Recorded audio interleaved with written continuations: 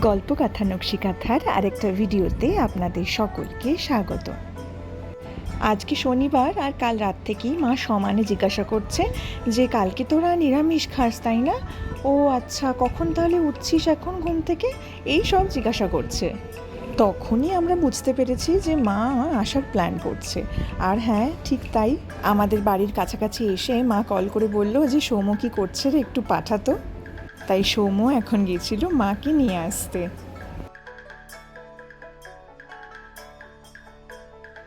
আসলে শাশুড়ির তো সবে সবে অপারেশন হয়েছে, ওই জন্য মা শাশুড়ি মাকে দেখতে এসেছে। মা হাত পাটা ধুয়ে আসুক, ততক্ষণ আমরা ব্যাগ থেকে বার করে দেখি মা কি কি এনেছে। একটা কর্নের প্যাকেট, এটা চিপস আর বিস্কিট, আম, গরমকালে আমরা যেখানেই যাই না কেন আম তো সাথে থাকেই, মিষ্টি, আর জানি না এই কৌটোটাতে কী আছে, এটা আর একটা কৌটো, এটা হচ্ছে একদম শুকনো শুকনো পোস্ত, এটা দিম্মি স্টাইলের পোস্ত। আচ্ছা, আর এটাতে আছে এটা হচ্ছে ভাজা মশলা দিয়ে আলুর দম। মানে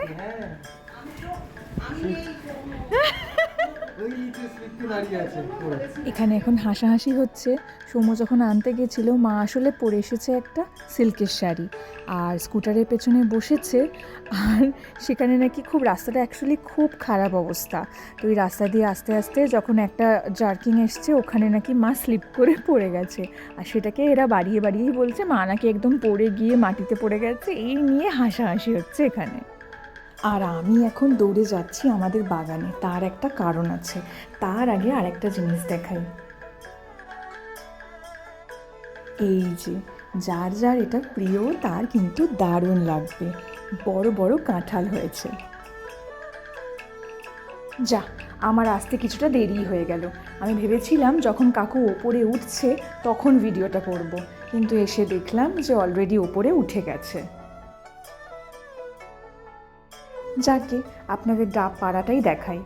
এক একটা জায়গায় অনেকগুলো করে ডাব হয়েছে, আর সেগুলো একসাথে কাকু দড়ি দিয়ে বেঁধে নামিয়ে দিচ্ছে। কিছু কিছু আবার নারকোলও হয়ে যাচ্ছে, সেগুলো কাকু বলল যে সমস্ত কিছু আজকেই নামিয়ে নেবে, যদি ডাবগুলোও আবার রেখে দেওয়া হয় সেগুলোও আবার নাকি নারকোল হয়ে যাবে, মানে জল শুকিয়ে যাবে আর কি।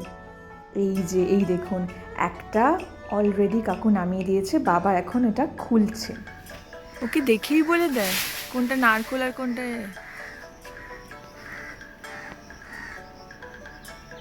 নিচ থেকে আমরা দেখতেই পাচ্ছি এখনও অনেকগুলো আছে, তাই বেশ খানিকক্ষণ সময় লাগবে।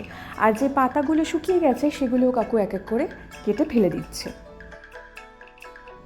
আর এখানে যেখানে দাঁড়িয়ে আছি এদিকে কয়েকটা সুপুরি গাছ আছে, সেখান থেকে বেশ কয়েকটা সুপুরি পড়েছে, বাবা আবার সেগুলোকে কালেক্ট করছে। বেশ সুন্দর সুন্দর পরিষ্কার সুপুরি কিন্তু। এদিকে সুপুরি দেখতে দেখতে ওইদিকে আরও একটা বড় ডাল নেমে এসছে ডাবের। এই ডাবগুলোর কিন্তু সাংঘাতিক জল। আমরা যে বাজার থেকে কিনে খাই সেগুলো প্রায় ধরুন 50 টাকা থেকে মিনিমাম স্টার্ট হয়, আর সেগুলো খুব ছোটো ছোটো হয়, আর বড়গুলো মোটামুটি 70, 75, 80 এরকম অনেক দাম হয়। আর আমরা আলিগড়ে থাকি, এখানে আমরা ব্লিঙ্কিটে দেখি মাঝে মধ্যেই 100 টাকাও দাম হয় এক পিসে, আর এখানে তো আমাদের ফ্রি। এত জল এই ডাবগুলোতে, আমি আপনাদের না দেখালে বোঝাতেই পারবো না। আর প্রত্যেকটা ডাবই কিন্তু সাংঘাতিক মিষ্টি। এদিকে বাবা আবার চারদিক গাঁদাল পাতা চটকাচ্ছে, কী যে বিচ্ছিরি গন্ধ হয় গাঁদাল পাতাগুলোর যে বলার নয়। তবে এগুলো কিন্তু খুব উপকারী। আমাদের এখানে এই আনাচে কানাচে এগুলো তৈরি হয়, কিন্তু এগুলোর উপকারিতা কিন্তু সাংঘাতিক। এই দেখুন, ডাবগুলোকে এবার সামনে থেকে দেখাই। সাইজগুলো কিন্তু বেশ বড়। ওদিকে একটা চলে গেছিলো, বাবার ওই দিক থেকে আবার তুলে আনলো। এবারের গাছটাতে প্রায় 30 থেকে 34টা ডাব আছে, আর বাদ বাকি মোটামুটি 10-12টা নারকোল। এই দেখুন, এখানে আবার একটা মাঝমধ্যেখানে কারি পাতা গাছ উঠছে। আমরা আসার আগেও একবার কাকু ঘুরে গেছে যে গাছ থেকে ডাব পারবে বলে, মা ওকে বলেছিল ওয়েট করে যেতে, যে আমরা আসি তারপর পারবে। আরও একটা ডাবের ছড়া কাকু নামাচ্ছে। এই সময় নিচে দাঁড়িয়ে থাকাটাও কিন্তু বেশ রিস্কি। আসলে যেগুলো একটুখানি ডাল থেকে লুজ হয়ে গেছে সেগুলো ছিটকে ছিটকে চলে যাচ্ছে, সেগুলো কারোর কিছু করার নেই, ওটা নিজেই লুজ হয়ে গিয়ে ছিটকে যাচ্ছে। ওই যে দূরে ওটা আমাদের পুকুর। পুকুরটা অবশ্য আমাদের লিজে দেওয়া জেলেকে, ওনারা সময় মতো আসেন, মাছ তোলেন, আর যেটা আমাদের ভাগে পড়ে সেটা আমাদের, আর যেটা ওনারা নিয়ে যান ওটা ওনাদের। এটা মনে হয় লাস্ট ছড়া নামছে।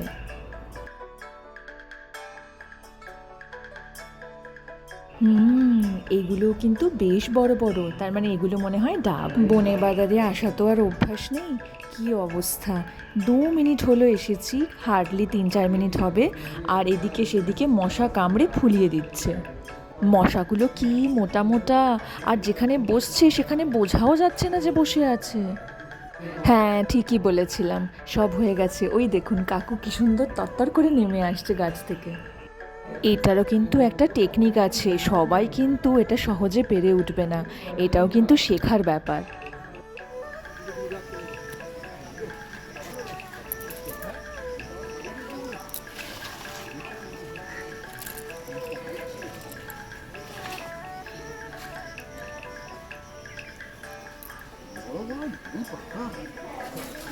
আমাদের বাড়ির পিছন দিকটাতেই এই বাগানটা, এবার এখান থেকে এগুলো আবার বয়ে বয়ে বাড়ি অবধি নিয়ে যেতে হবে।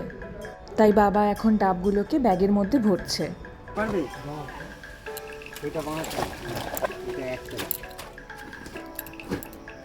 কাকু এখন ছড়া থেকে ডাবগুলোকে কেটে কেটে রাখছে, তারপর বাবা আসবে নিয়ে যাবে, আর তারপরে কাকু সাইকেলে করে বাকিগুলো পৌঁছে দেবে। এটা এখন আমার জন্য কাটা হচ্ছে, গাছ থেকে পাড়া টাটকা টাটকা ডাব।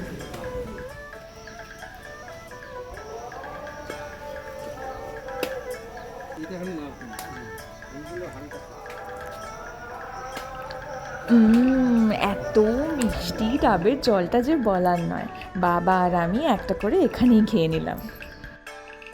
ডাব পাড়া দেখতে এসে আরও কতজনের সাথে দেখা হচ্ছে। এদিকে কি মিষ্টি একটা মথ উড়ে বেড়াচ্ছে, আর এই দিকে দেখুন একটা বিড়ালের কতগুলো বাচ্চা হয়েছে।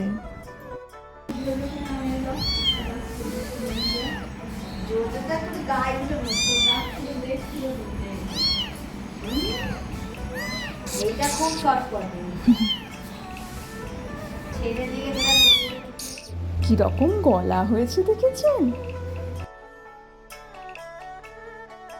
এবার জলদি জলদি বাড়ি যাই, দেখি কতগুলো ডাব পাড়া হলো।